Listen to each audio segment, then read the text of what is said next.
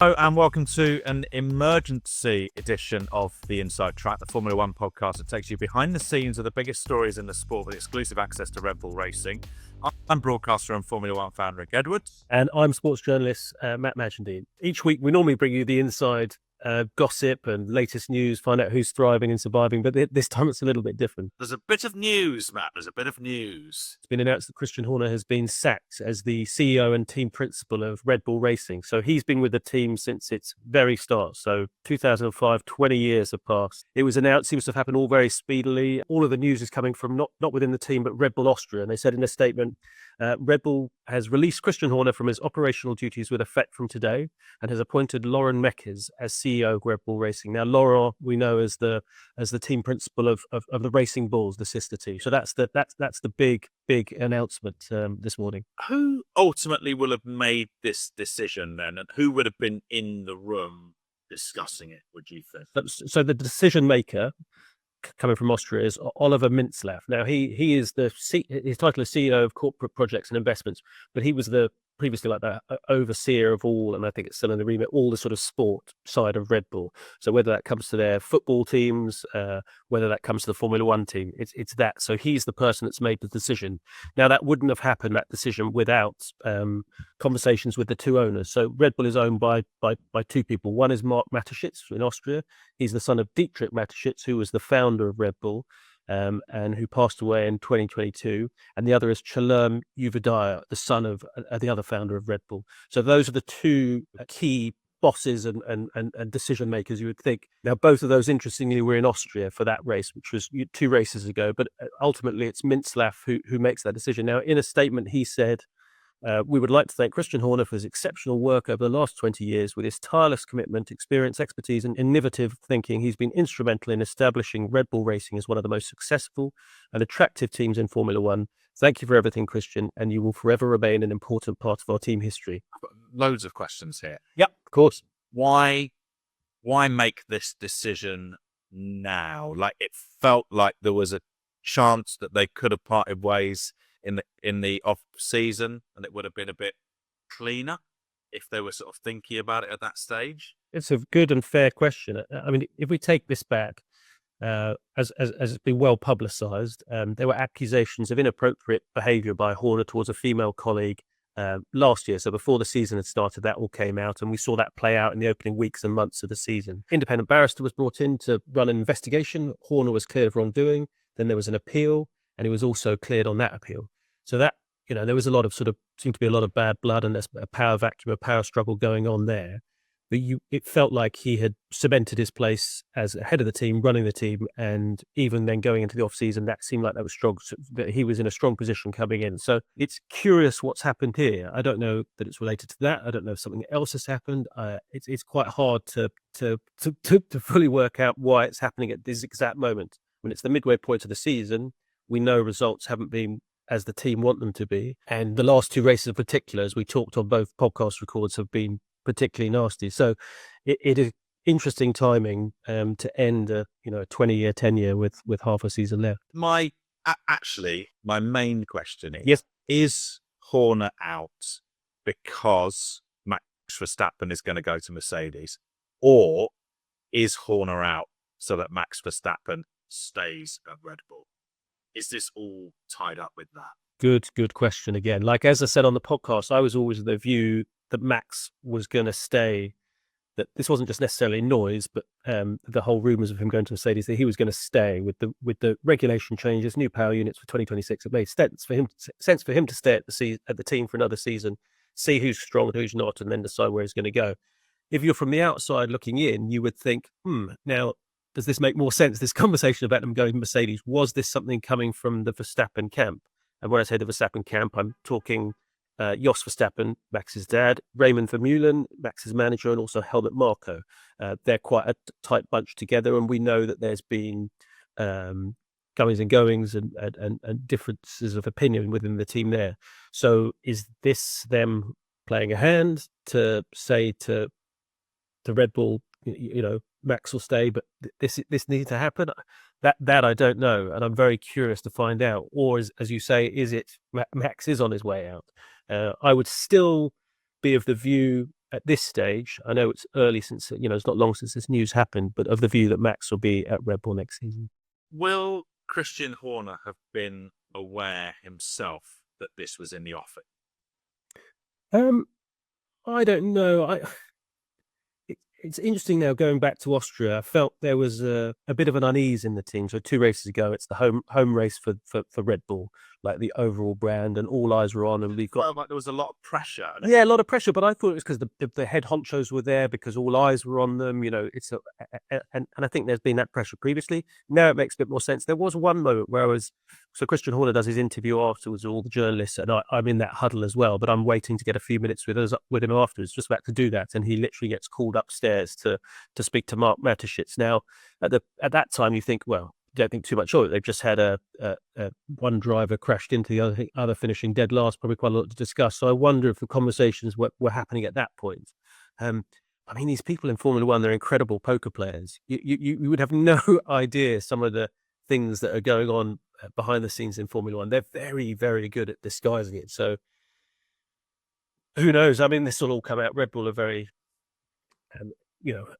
are quite transparent over a period of time. So I think this stuff will all play out in the public eventually. We'll get to sort of piece this jigsaw together of what exactly has happened. How much do you think, with the benefit of hindsight now, the departures of Adrian Newey, who was the chief technical officer, incredibly well respected, and Jonathan Wheatley, the sporting director, hurt or weakened Horner's position? Yeah, it's a very, very good point. I mean, they were integral. Him and Newey were side by side. I think we've talked about this before. They'd have lunch every day. From the start, it was, Newey came in just a little bit afterwards, but it was always Horner and Newey. They had these two glass-fronted offices facing each other, close friends. I think Newey's a godparent to one of Horner's children, and they're both these unbelievable competitive animals, Horner and Newey. They're so similar. Maybe Newey's even more competitive. You hear people talk about it all the time, and that gave the lifeblood, the energy to the team, those two together. And obviously, we saw Newey increasingly take a step back, and the team was said, well, he's not so integral to the car anymore. That's Pierre Vacher happening. He's focusing on this hypercar, this RB7 they were creating behind the scenes. But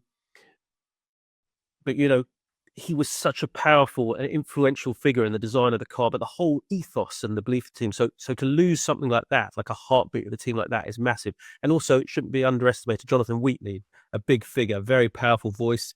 We've talked about him before. He was always the one in the scraps with the FIA for all of that stuff, and he's gone to be a team boss elsewhere. Red Bull will say the official line, and Horner would say it himself, that we've still got some unbelievably good people at this team, and they always promote from within upwards, and that's happened. But you would think losing a Newey and a Wheatley are big, both of the impacts they have on the team, but also, I mean, Adrian Newey is the greatest designer we've ever seen in Formula One. So as soon as he leaves your team or he joins your team, it's having a massive impact, isn't it? I'd be curious to see how that happens at Aston Martin. But, they talk about how good the people are still at Red Bull. There are some brilliant, brilliant people still there, who can make an incredibly quick race car. And we will still see this car has been winning this season, and no one's been doing that beyond McLaren. This may be really difficult to answer, but do you feel that the kind of bond of the team, the kind of unity of the team, was damaged at all by the investigation into Christian Horner's conduct? Did that affect the sort of, it's like the harmony? It's interesting because I wasn't embedded in the team when that was happening. Red Bull very much seem like a team that when there's adversity, whatever that adversity is, and their backs against the wall, I always see that makes them tighter as a unit. People are expecting us to fail, to falter, to fall, to crumble, to go down the pecking order.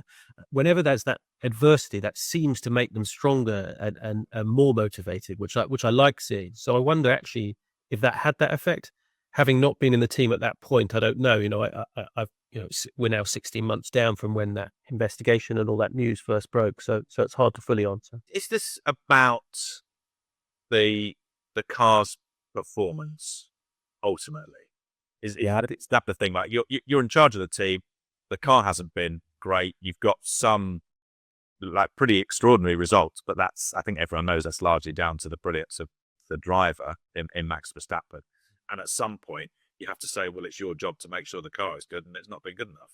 Yeah, it's interesting you say that, because the only thing I've seen come from the Verstappen camp so far is Raymond Vermeulen saying in the Dutch media, he said, we want to, about the dismissal of Horner, we want to return to the top. In that regard, nothing changes. So that is the driving factor, isn't it? Above anything else, it's just to get back to winning races. They have not had a car that in most people's hands is capable of doing that. We've talked about Max's brilliance. He has made those race wins happen. So, whether that turns around, a change of boss, is that enough to do? I don't know, but sorry, I should probably have mentioned that Raymond Vermeulen is Max Verstappen's manager, so he's his sort of eyes and ears. Say again. He's part of the inner circle, the Max. Inner circle, yeah, the eyes and ears for Max, and he's always the one liaising. You see in the team's hospitality bit with Christian Horner and anyone else in the team. But yeah, it's interesting to see whether Laurent Mekies, who's got a very good reputation, whether he's someone that can turn it around. Yeah, that's what I was going to ask about next, actually. We know about Red Bull's culture of promoting from within, and this is a classic example of that. Okay, you've been in charge of the sister team, now come in and run the main one. Do we think that Laurent Mekies has what it takes to run the main Red Bull team? It's interesting. There's so many unanswerable questions in a way. What you'd say about Laurent is he had a very good reputation at Ferrari, so that's why Racing Bulls came in for him. He's done a very good job. We've talked about how well, Isaac Hadjar in particular has done, and Liam Lawson's had good results at points as well. So this is a reward for that. But Racing Bulls is a much smaller operation. When you go to Milton Keynes, it is, Red Bull used to be a small operation as a racing team, but you go there now and it's massive and ever expanding. There's so many strands to it. Powertrains, building their own power units for next season, the advanced technologies. It used to be a few hundred people there. There's now nearly 2,000. So he's got a big job on his hands. Like, it's a step up. Now, is he good enough for the job? I actually think he's brilliant. He's got a very good reputation. People think very well of him, but it is a different level of pressure on him now that he steps up into Horner's shoes. He's team principal and CEO. That's quite a big step up. And I guess he'll be overseeing the sister team as well, which he knows well. You now wonder if this sort of has a kind of knock-on effect at other teams. So already I've heard just sort of whispers about where Horner could end up. Some quite funny ones about Ferrari. I can't personally. It's funny, Rick. It's funny you say it, but like a few weeks ago, the stories emerged that Horner was off to Ferrari. Fred Vasseur was for the chop, and Horner was heading off there. Horner was asked, and very publicly said, "No, I'm committed to Red Bull." So yeah, I wonder if there's more to that. I mean, he's done an amazing job, Horner. With that team, turning it from this upstart fizzy drinks company into two very strong periods of dominance in the sport. So I would get the sense that he's not done with Formula One, and he's a motivated figure. You think he'd be working out a way to come back and prove he can still do it elsewhere on the grid. Yeah, I mean, it is worth just reflecting on the legacy that he leaves, because his record's phenomenal. It's 8 drivers' championships of six constructors, putting him right up there with the best ever, and from a sort of standing start, really. I mean, they bought a not very functioning Jaguar team for a pound essentially, and they weren't quite a laughing stock, but they weren't doing well, and I think no one thought that Red Bull, and least of all probably Red Bull, that they had the success. When they chatted to Helmut Marko, and maybe he said the same to you, he never had any expectation. He's one of the people that shaped it, that it would turn into what it has. And they, took their time, built up to, you saw it gradually, a racer would come and then they'd be in the championship fight. And then suddenly this period from 2010 to 2013 with Sebastian Vettel, winning those championships, and most recently the last 4 with Max Verstappen. Incredibly impressive to take off on the might of a Ferrari, of Mercedes, all these established teams that have been in Formula One for so long. You imagine it really pleased them off, I would think. And to do it twice. Yes. Yeah. In a way, like, it sort of makes it more impressive. Like, you kind of look at, Toto's record at Mercedes, which is obviously also excellent, but effectively it's just consecutive. He hasn't had to build again. Well, you see, I think Mercedes might end up being top dog next season. We'll wait and see, or maybe. Yes, I mean, so he might be doing that rebuild. And what's to say that Red Bull can't rebuild with this power unit they're doing, which would be very impressive, and have another period of dominance. But yeah, to do 2 sustained periods like that, like it's so hard to win a world championship. Jackie Stewart used to often say this. It's so hard, and he never successfully defended a world title. I mean, he still would go on to win 3 in total, but it's very hard to do that. To do 4 in a row, and to do that twice is astonishing achievement, really. And they had a period of doldrums a little bit in between those two, and then periods where they were winning races but not quite in the mix. It's hugely impressive. And then just see what they've built. Like the whole time, it's just still a construction site of its ever expanding number of buildings and number of people working there. How much do you reckon he'll get paid as a payoff? Well, the rumours are that he was on an annual salary of 12 million. So I don't know. I don't know the answer, but It'll be okay. It'll be okay. It'll be nice. I don't think he'll be going cheaply. You would imagine, yeah. So I think he's okay. The bank balance should be okay. Has anyone from Red Bull answered your calls yet? So it's interesting because very, as I say, always an open book, always contactable. Even though they're busy, they're very good at getting back to you.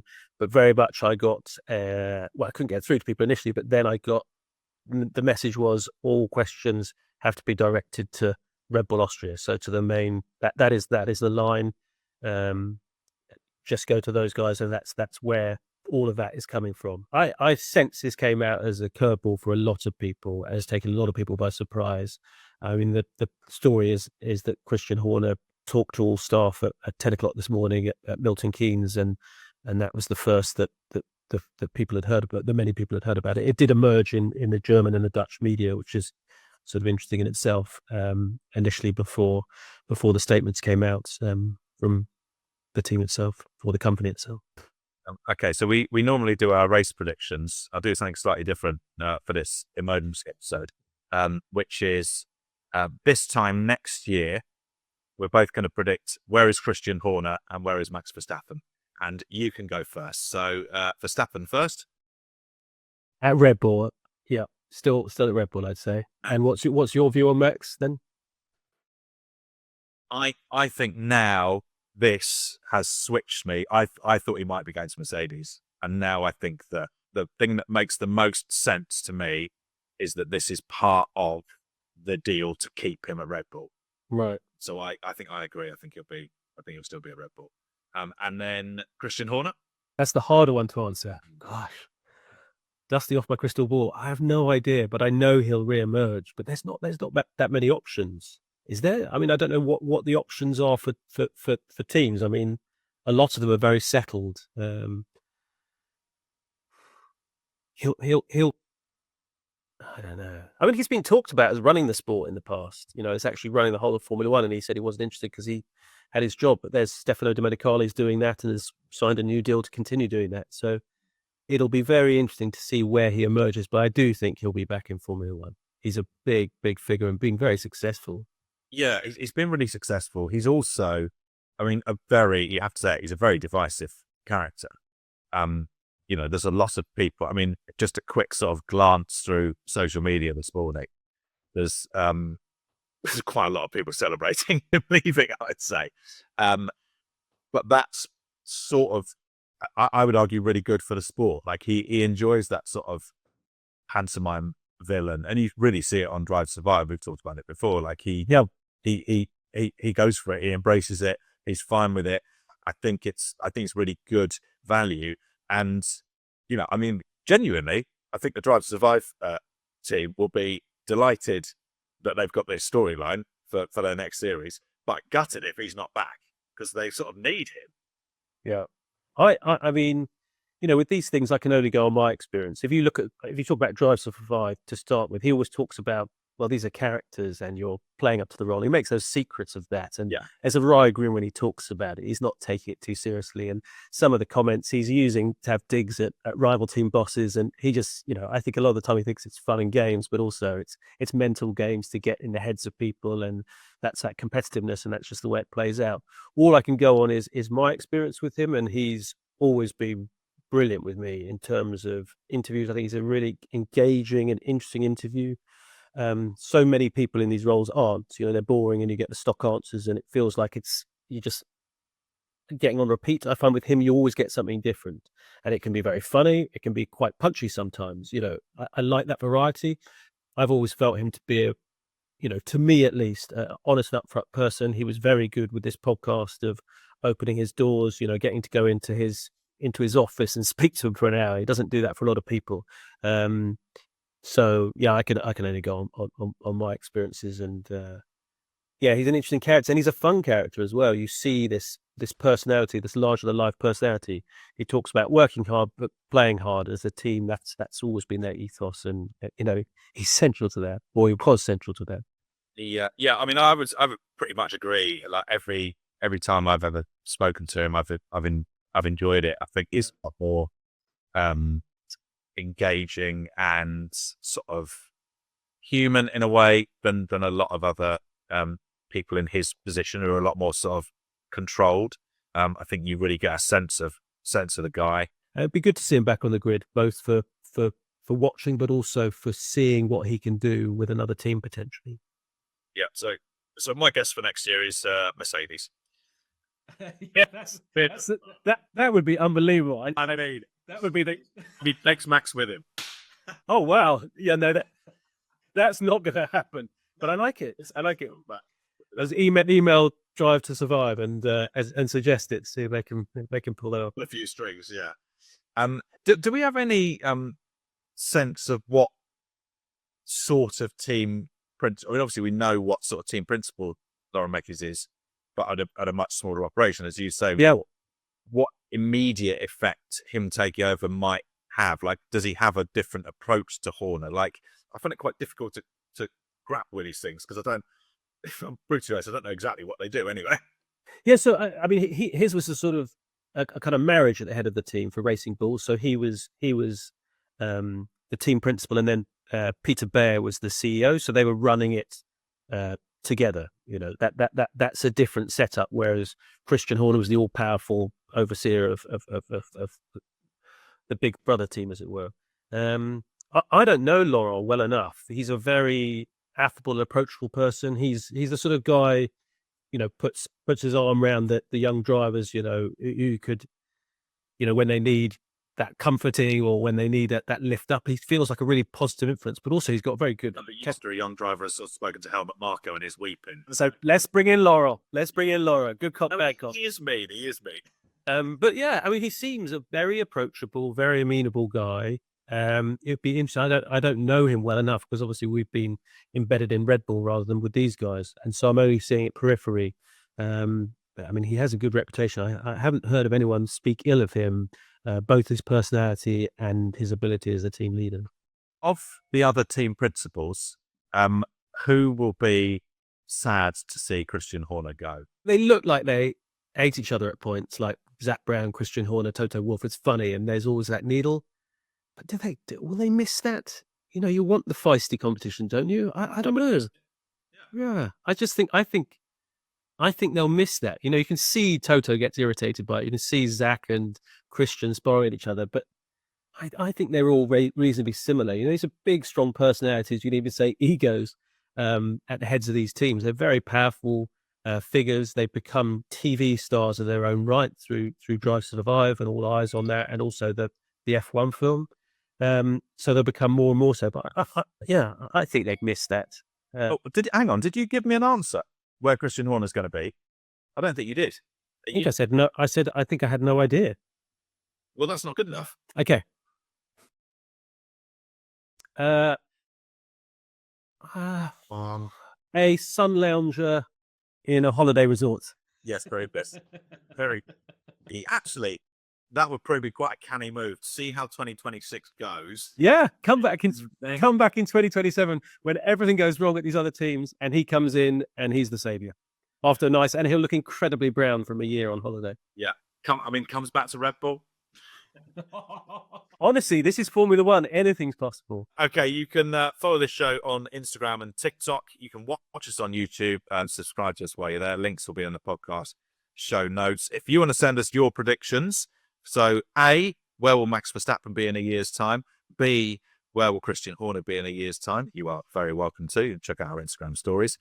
Send in any questions or thoughts about the show. Our email address is theinsidetrack@bbc.com. The Inside Track is funded and made by BBC Studios, a commercial company that is wholly owned by the BBC. It was produced by James Cook, video editing and social media by Georgina Revel.